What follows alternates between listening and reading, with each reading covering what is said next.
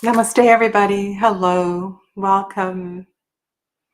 Hi, beautiful souls. My name is Sadhana. Welcome to my channel. I am broadcasting on two channels right now.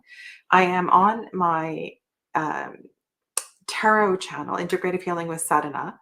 And I'm also broadcasting on the yoga channel as well, too. And I want to let you know that, well, there's actually quite a few things I need to figure out the logistics. But first of all, I want to say welcome. And I am really excited to be starting this series. Mantra sadhana, mantra practice has been a part of my life for some period of time.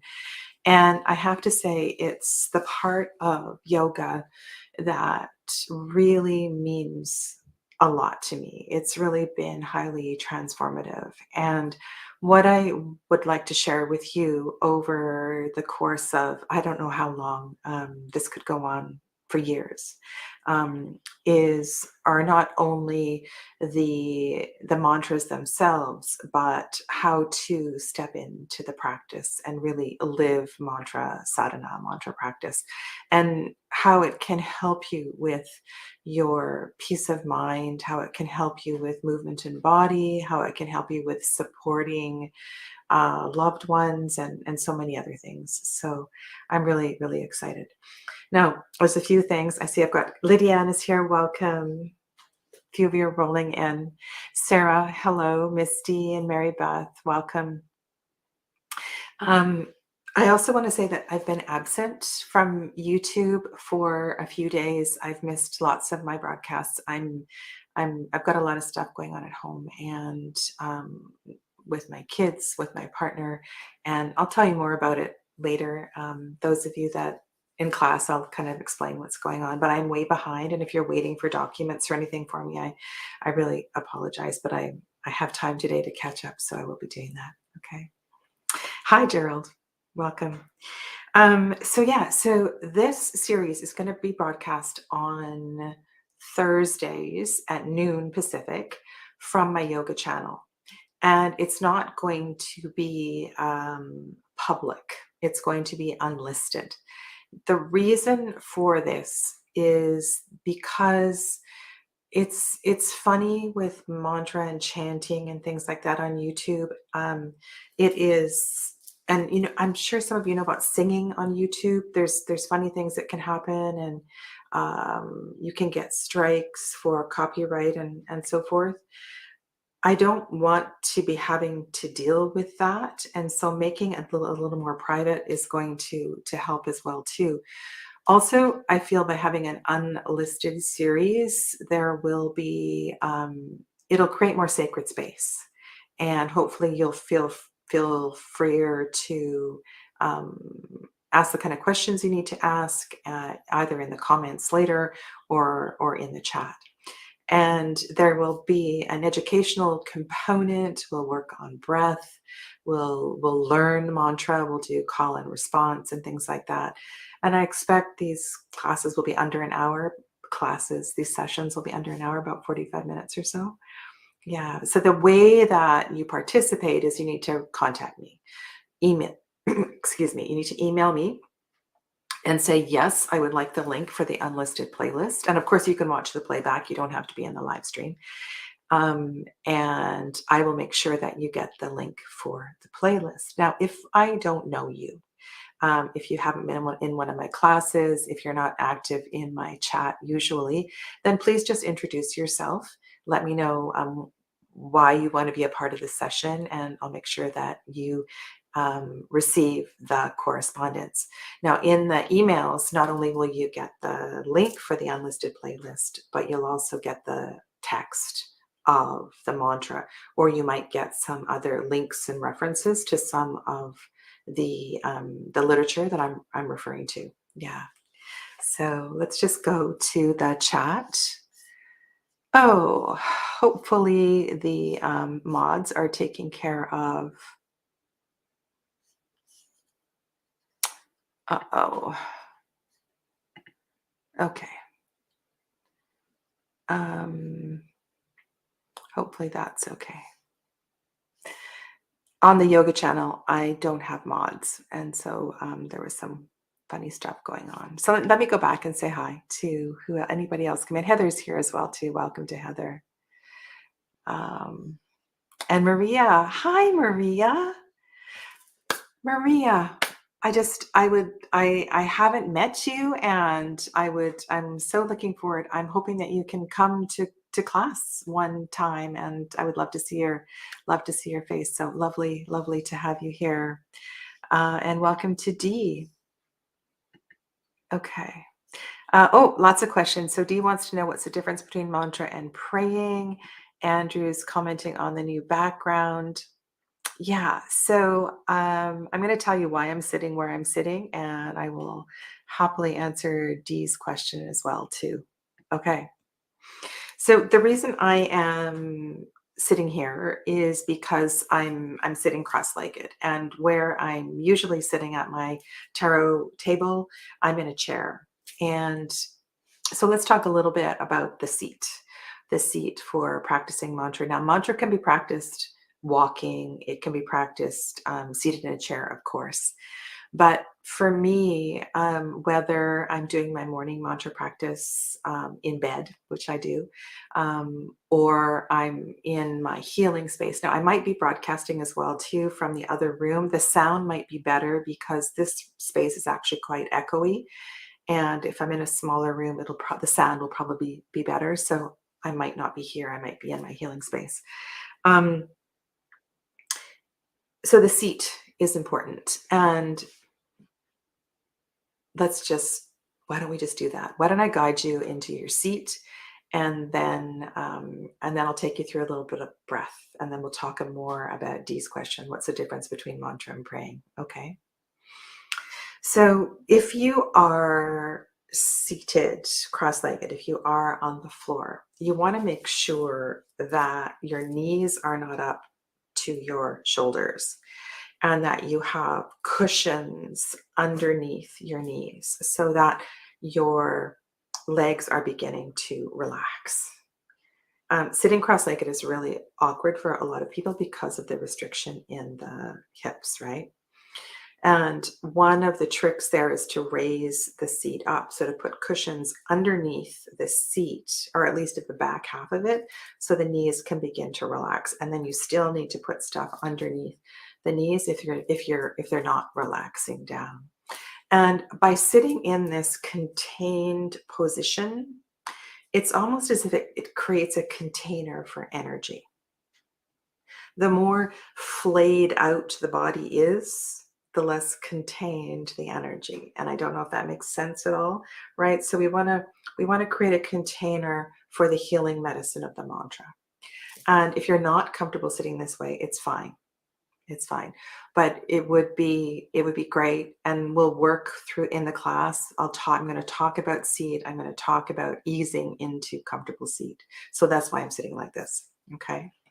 So however you are seated, whether you're in a chair or even if you're standing in the kitchen, go ahead and close your eyes. Okay, so close your eyes and bring your, I'm going to have to keep my eyes open just to watch for the chat in the other channel because I don't have a mod there. Bring your shoulders over your hips.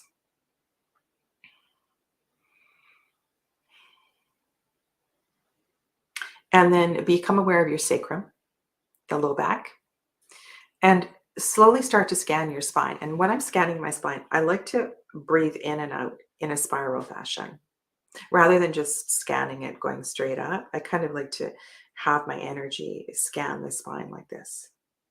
Okay. Very slowly. And when you get to the neck, you want to feel elongation through the neck. So the neck is nice and spacious. And that might mean you have to move the chin up or down or the chin side to side. So you feel length through the neck itself. Be aware of the energy going up through the spinal column, through the neck, and then right through the brain, and then out through the crown. And with your eyes closed, just visualize a cord. A cord that is floating on up above. It goes down through your crown and then all the way down. It goes through the brain, through the neck, through the spine, and then out through the sacrum or the coccyx. Okay, so this cord, it connects you above, it connects you below. And one of the things I like to do is just visualize this. Now, down below, you can take the cord into the roots of the earth. And if you visualize that, sometimes it can go quite quickly. The cord will want to find something to wrap around. And then when it wraps around a crystal, it wraps around something magnetic at the core of the earth, you might feel a little bit of a tug in your seat.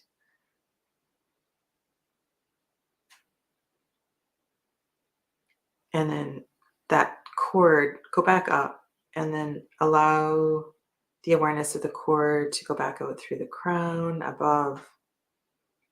And almost, not that you're a marionette or a puppet or anything like that, but sometimes I feel even a little tug above. It's almost as if an angel, an ancestor, a spirit guide, some ascended master is holding on to that, just so it's like you're protected, you're held above and you're held below, you're connected above and you're connected below.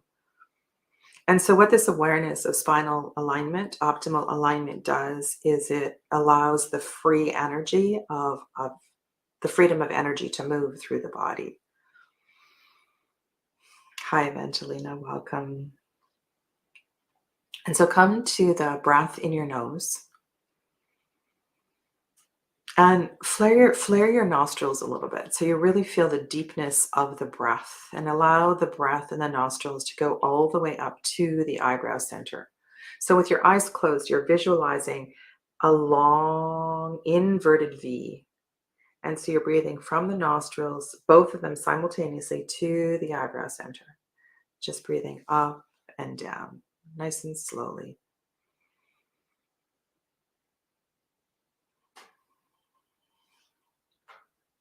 If your shoulders are leaning forward, just inhale the shoulders up, back, bring the shoulder blades together. You can rest your palms up or down on your lap.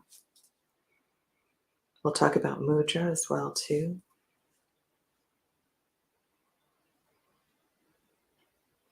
And then guide the upper body back so the shoulders are over the hips, nice and long through the neck. Keep breathing.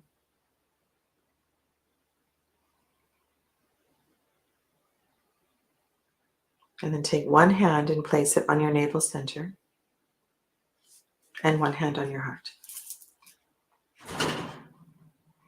That was just my fireplace that kicked in. And feel the fullness of your breath. Be aware of the breath in the chest. And the more that you practice breath, feel the softness in the belly. So allow the belly to be soft. So when you breathe in, the belly should move out. And then when you, exhale, there's a softness. It moves in towards the body.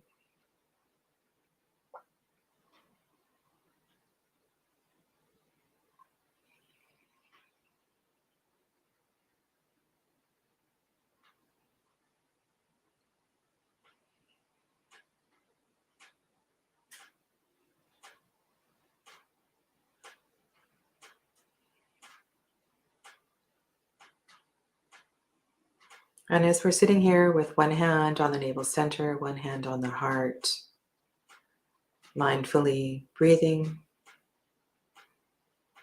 take the internal gaze to the eyebrow center.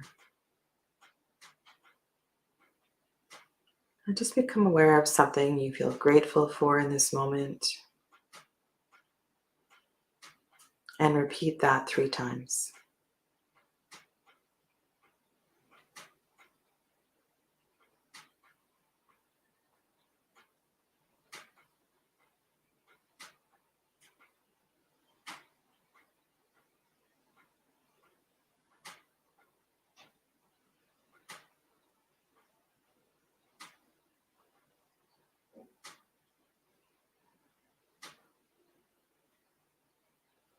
And then go ahead, you can release your hands back to your lap.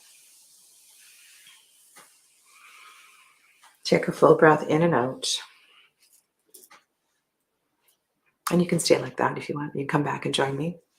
Have a little bit of a chat because there's lots of things I want to kind of front load here. Dee asked a really good question.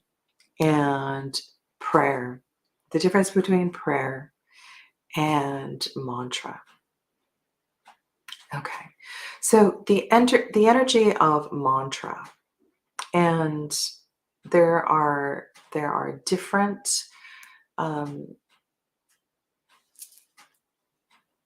there's a lot of education that's going to happen in this series as well too, but mantras themselves are sacred sounds that have been received through the ether thousands of years ago by the rishis, the sages.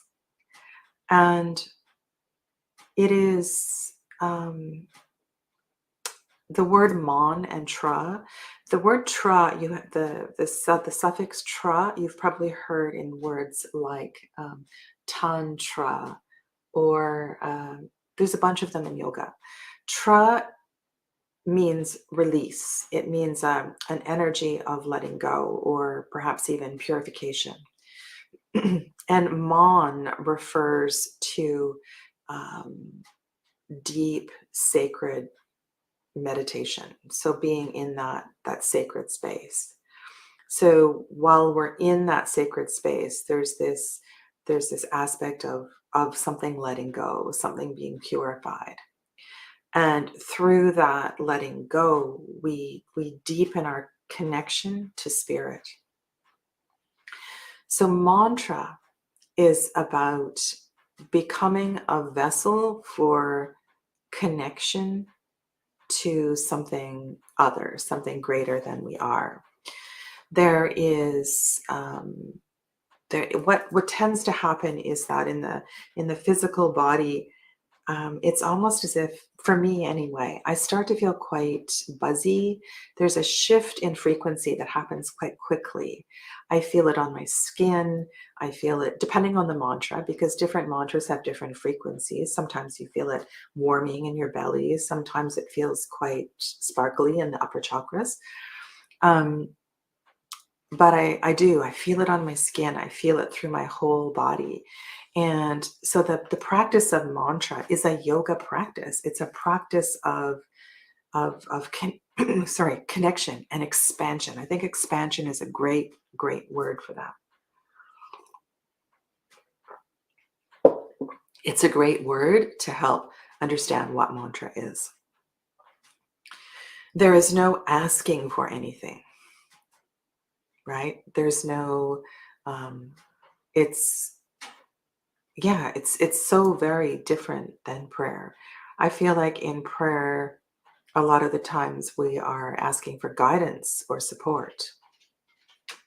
Sometimes we can get quite needy with prayer. And with mantra, we're simply becoming a vessel and opening up, to connection. And then through a sustained practice, we receive the benefits of similar benefits to meditation, similar benefits to the physical practice of yoga. So mantra is just, I don't want to say just, it is another form of yoga. Okay, so so it's quite different from prayer. Okay. Let me see if you have other questions. So go ahead and put your questions in the chat if you do have any questions here. Okay. So I talked a little bit about the seat. So one of the things I suggest you do for if you're going to join live, even if you're watching the replay, is that you take time to set up a comfortable seat. For this particular sofa that I'm sitting on is quite firm and hard. It's a great place for me to meditate and to do mantra. And it's really, really comfortable. It's way more comfortable than sitting on the floor. So I like that space. Oh, thank you, Gerald. But you're not a mod there, are you? So, or are you? I need to Do you mind just as, oh, I don't know if I can, yes, maybe I can do that. Maybe I can do that. I'm just going to go to the other channel myself.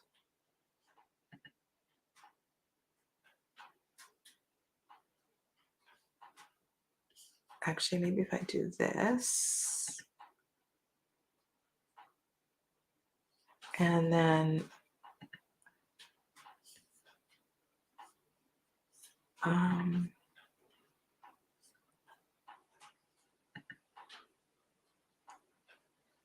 oh, I need to go like this.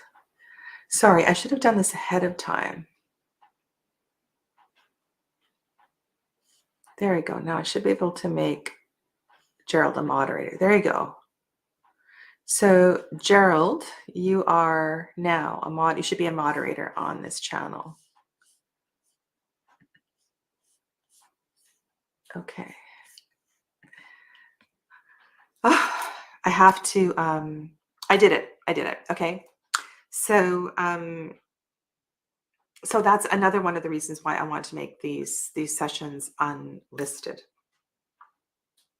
Okay.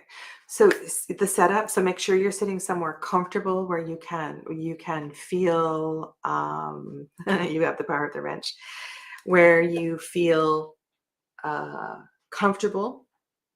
And I also want to encourage you to be in a space where you can use your voice.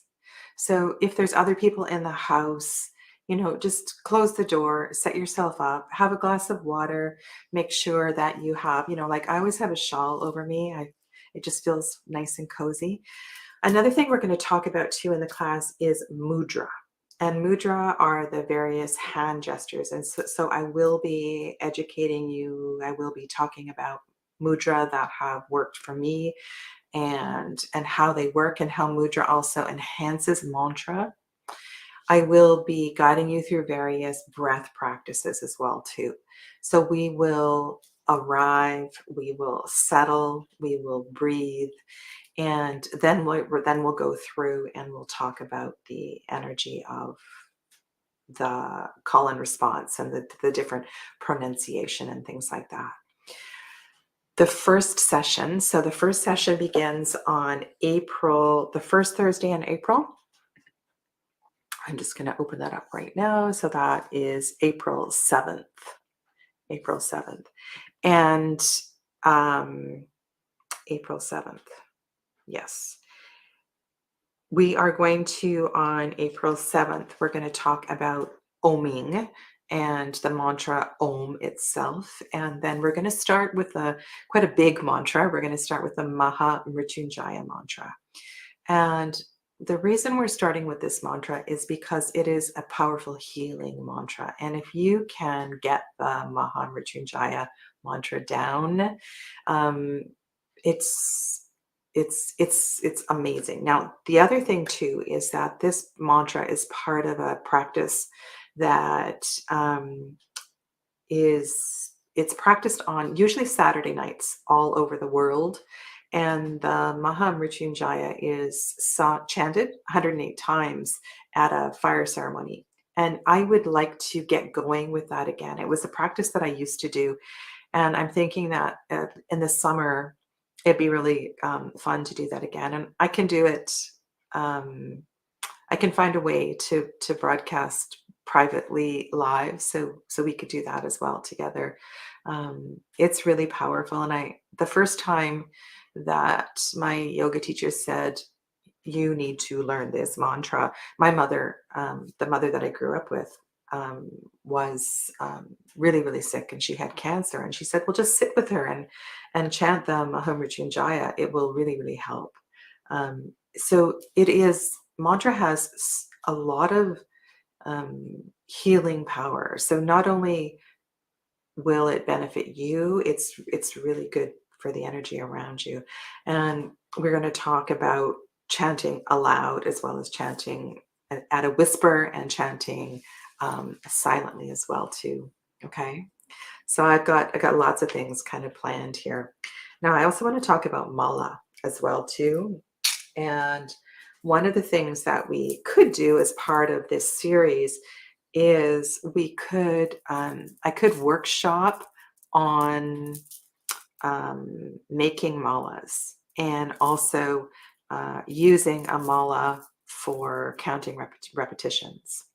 Okay. Evangelina has a question. Sadhana, do we have always to repeat the mantra or 108 times, or it depends on your practice? No, you do not have to practice 108 times.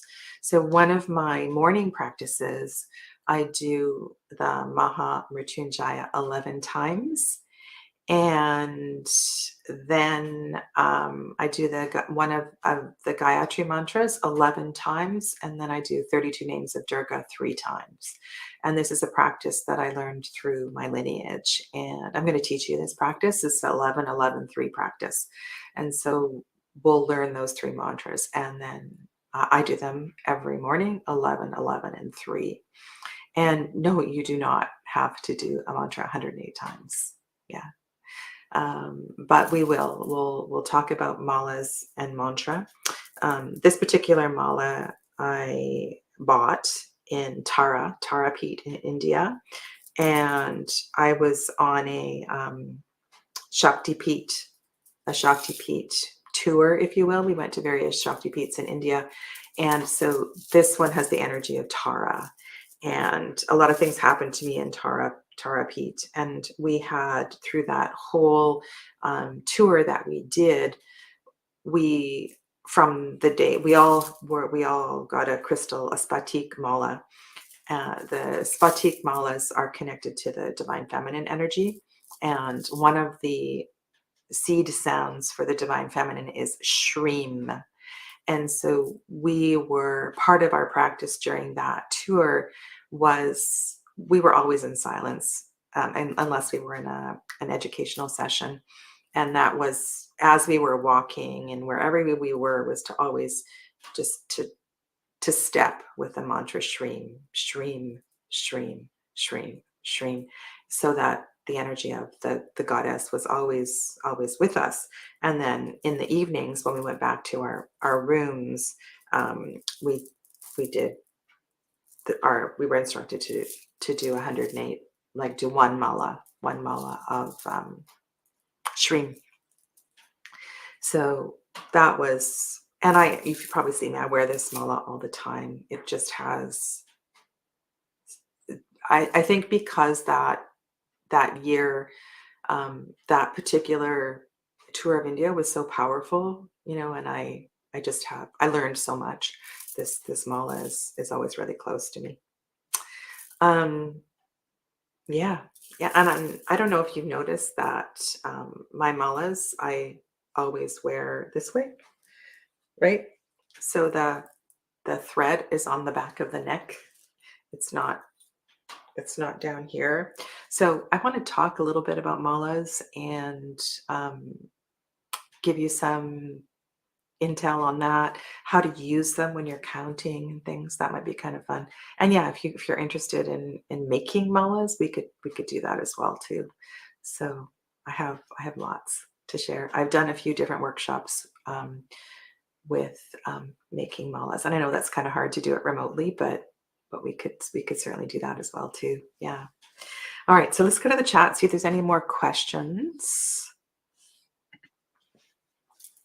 I discovered the Ganesh Mudra last year, and it's also my gesture of power, created before known that mudras exist.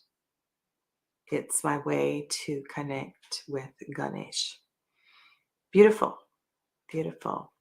I can also, I will recommend some books about mantra, and the lineage that, oops, I'll also give you links as well too. I'll give you links for articles to read about some of the mantras that we'll be working with.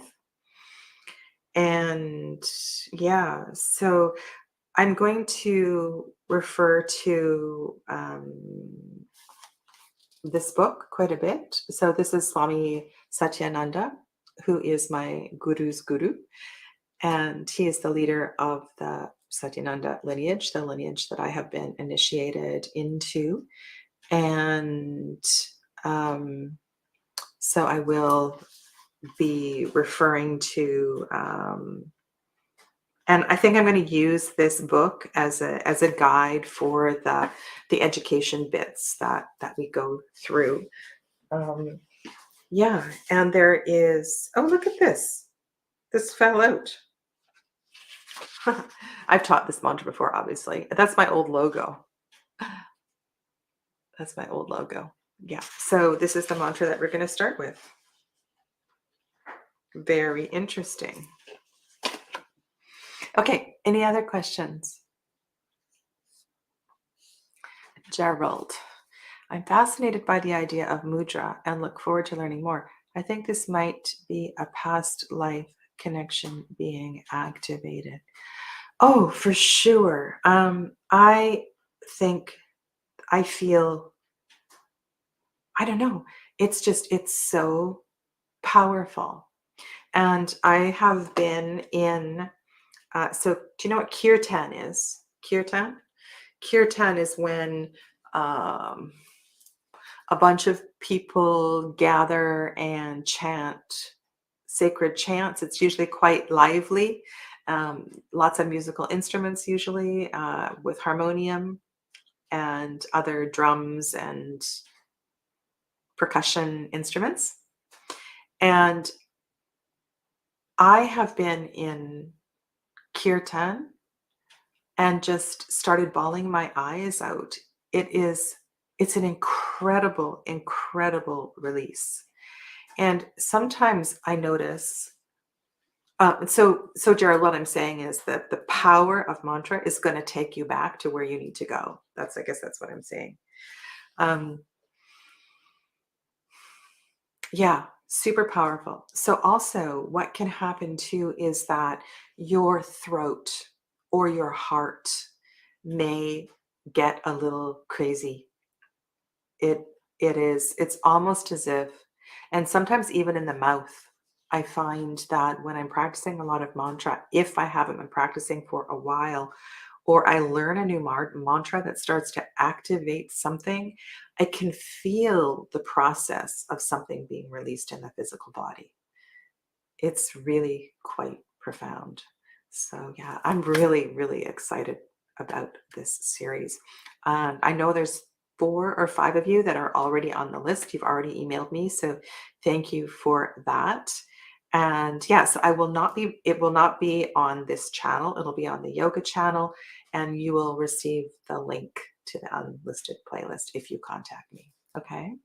Is there anything else you wanna ask or know about? I'm happy to sit here and chat for a little bit. Hi, Audrey. Welcome. Nice to have you here, Audrey. Um, and I suppose I can go over here to the other channel. Okay. And it would be really, really great as well too. So my other channel, I think I linked it below. If you can subscribe to the other channel, and then I can add you as moderators to that channel. I think you have to be subscribed for me to add you, because even if it's unlisted, we might get a few unwelcome guests. And yeah, it'd be nice to add you. Anything else? Anything else you want to know? Other than that, you can ask me in the email. Yes. So Gerald made a comment here. This is great. So the Tarot Through the Chakras Part 2 is starting the day before that. It's starting on Wednesday. And yeah, it'll work really well with that. So, oh, thank you, Gerald. I appreciate it. Okay. All right. I think what I will do is we'll just close with um,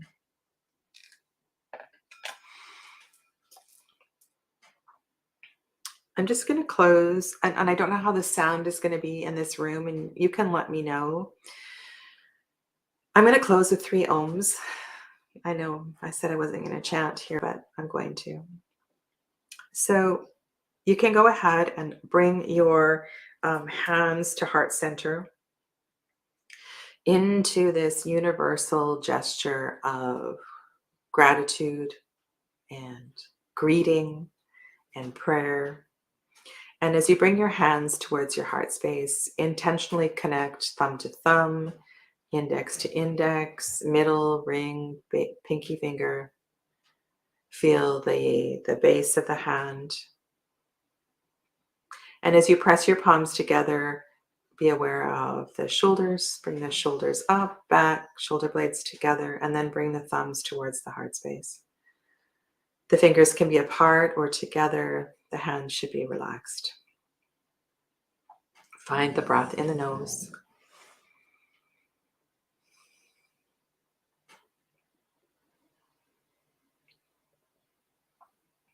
I think I'm going to save the education bit till our first class together. So I'm just going to do one cleansing breath and then one Om, okay? So take a cleansing breath in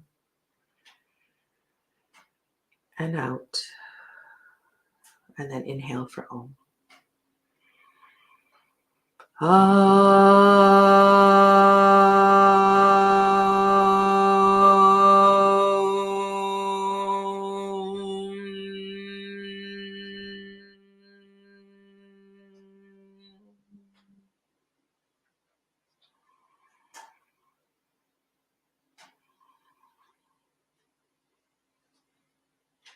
Namaste. Thank you. Thank you all very much for popping in today. And I look forward to receiving your emails, and so I can send you the link and the correspondence. Okay. Namaste, everybody. Have a lovely weekend.